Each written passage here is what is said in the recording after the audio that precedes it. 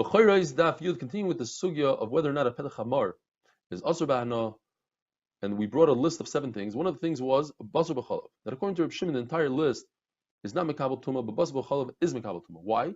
The reason we had yesterday is because basar b'chalav had a shasa kosher. In other words, the milk was once mutter, the meat was once mutter. Just the combination of the two of them together creates a new isser. Whereas, let's say, for instance, shar and niskal was never mutter. Before you shechted it, it was asrti because it wasn't shechted, and afterwards it was already chayiv misa, and it's also ba'ana, and therefore it's not mekabel tumah, but basar b'chalav is mekabel tumah. Another reason the Gemara says in our daf today is that perhaps Reb Shimon holds like the Man Omar that basar b'chalav is mutter b'hana, and since it's mutter b'hana, it's mekabel tumah. The Gemara says that maybe the machlokes between Reb Shimon and Chachamim is that typically donkey meat is not something that people eat, and in order for you to make it into food, you have to consider it in your mind as food. And Reb Shimon says, if you consider it in your mind as food, then it's mekabel tumah. If you don't consider it in your mind as food, it's not mekabel tumah. Chachamim say no, it's always considered a food. Why? The new concept called isuroi chishuvai. When the Torah says something is asur, that alone creates the necessary ingredient of machshava that this food is food. Why? Because the Torah is not going to tell you don't eat sand, don't eat rocks, because that's not food. But when the Torah tells you don't eat donkey, typically that's food, and the Torah is telling you I don't want you to eat that food. And the Gemara is doichet. The Gemara says, well, we see that there is food that's completely asur, yet you have to consider it into food. What happened to isurei chishuvai? Says Rava that maybe there's a difference between chopping off the head, shechting a donkey to eat, and shechting the donkey to train. If you chop off the head, like the halacha is that if you don't redeem the donkey, you have to be oiref the donkey, then that's not food. Nobody wants to eat that. You cut off the head because you had to.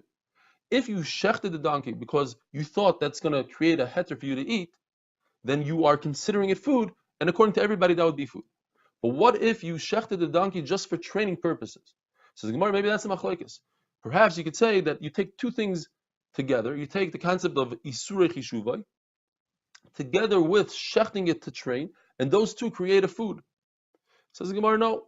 That whole machlokes, as we're going to see later, is only by a raven. A raven bird has 2 out of the 4 simonic kashrus of a kosher bird. And because it has 2 out of the 4, that's the question whether or not it's considered food. The Gemara says we have 4 other stages in food. We have an avela of a kosher bird. A bird died without shechita, and another category is the fat of an animal. So if it's in a village, nobody eats birds, they don't have money for birds, and they don't have money for fat, so you have to consider it food in your mind. You don't have to be machshir lekabel tumah. Typically, you have to pour one of the 7 liquids on it. We have the concept of kol shesoifer loved they tumah chamura, anything that eventually is going to reach a very strong point of tumah, such as nevela, then you don't have to be machshir lekabel tumah. And if you have these birds and the fat in a city, that's where people typically eat birds and fat. So you don't have to consider it in your mind because everybody considered it already as food, and you don't have to be machshir. If you have a non-kosher animal who died on its own, natural cause, so now you have 2 strikes against it. First of all, it's a non-kosher animal. Second of all, it's an avela. Even a guy won't eat it. It's disgusting for a guy. So therefore, you have to consider it as food. You don't have to be machshir lekabel tumah because it's tumah chamura. But if you have a kosher animal nevela, an animal that died on its own, a cow dropped dead, that a guy will eat because it only has 1 strike against it, and therefore you don't have to be machshav it for food. Shimon adds a tremendous chiddush that if you have an arneves, a hare, or a camel, and even a pig, since they have 1 siman kashrus, a pig has split hooves, that alone is machshav it for food. It's considered food. Tremendous chiddush. Says the Gemara that Nimus, who was the brother of Yeshua Hagarsi, said that if somebody is shechting ravens to train, the blood is considered one of the 7 liquids that are machshir lekabel tumah. And Rebbe Eliezer seems to add something that's not a machlokes, and the Gemara explains that it is a machlokes. Rebbe Eliezer says all blood of shechita is machshir. What does Rebbe Eliezer mean? So Rava explains that the machlokes is whether or not training on any animal is considered, training shchita on any animal is considered a shchita or not. Nemo says it's not, and it only is, the blood is only good enough for other animals, but the raven itself is not mekabel tuma. And Rabbi Eliezer says no, the raven itself is mekabel tuma. And the Gemara says no, perhaps the machlokes is only in a raven. As we mentioned before, that a raven has 2 out of the 4 simoni kashrus, and there's the machlokes, whether or not it's considered food or not. One of the rayos that Rav Nachman wanted to bring, that after you do arifa, you cut off the donkey's head, it's asur b'hana, is because he brings a brayso that says that the reason why we do arifa is because since he wanted to make the kohen lose out on his profit, so we make him lose out on his profit. Says the Gemara, well, that can't go according to Rabbi Yehuda, because according to Rabbi Yehuda, the owner of the donkey never had profit. It was always asur b'hana from the beginning, like we said yesterday. According to Rabbi Shimon, that was mutar b'hana. So now I can understand that after arifa, he lost out. So the Gemara says no. Even according to Rabbi Shimon, we could explain. Even according to Rabbi Yehuda, we can explain that he lost out the difference in value between the seh, which could be worth almost nothing or a shekel, and the donkey, which is worth a lot more. That's what he lost out.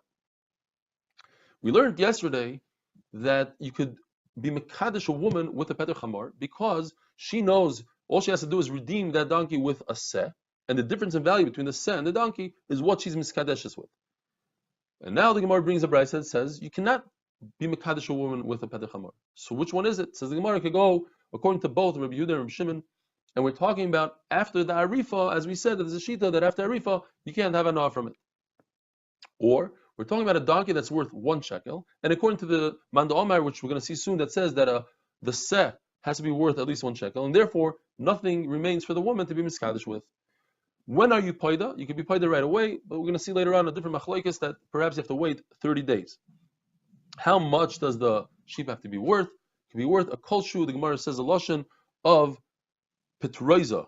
Even if the sheep is very, very skinny and hardly worth anything, you could be mekadosh with it. According to Rabbi Yossi bar Yehuda, he learns from Erechin that the sheep has to be worth at least 1 shekel. And Chacham say no, it doesn't have to be worth 1 shekel. That's by Erechin. By else it can be worth a kol shu. Yet the Gemara brings a shita. Rabbi Tarfon told Rabbi Yehuda Nasiya that there are 3 categories, almost like we say by truma. There's somebody that has a generous eye, somebody that's very stingy, and you have the medium one. So somebody that's very generous should give a sheep that's worth a sela. Someone that's very stingy should give a shekel. And somebody in between should give a ragya, which is in between. It's like 3 zuz. So if somebody comes to ask us what he should do, so we'll tell him, do the middle one, do a ragya. But if he doesn't ask us, and he does it on his own, and he did a kol shu, even a mashu, something hardly worth anything, we'll let it go, because midaraisa, that's the shir, a kol shu. Have a wonderful day.